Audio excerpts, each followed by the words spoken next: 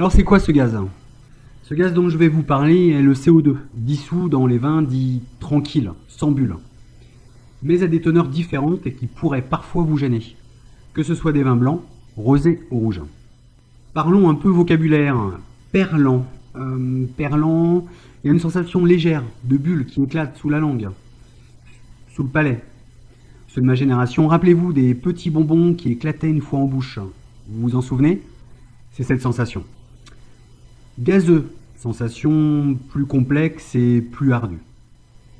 Alors ce gaz est issu de la fermentation, la vinification, et que le vigneron décide de conserver lors de l'embouteillage.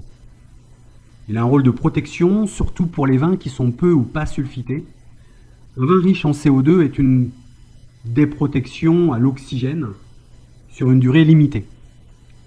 Il faut trouver l'équilibre, il en faut, mais pas trop. Dans les blancs ou les rosés, on recherche ce côté perlant, ce qui va apporter de la fraîcheur, du peps, voire de la longueur en bouche. Pour les rouges, on retrouve ce côté perlant dans ces vins, plus dans des vins de soif, jeunes. Nous avons une explosion de fruits noirs, comme dans ma cuvée Renaissance. Dans les deux cas, trop exubérant, ce gaz peut déséquilibrer le vin et même parfois apporter de l'amertume, voire assèche les tanins. Donc si ce gaz vous gêne, ou il y en a trop, alors dégazez. Transvasez le vin dans une carafe.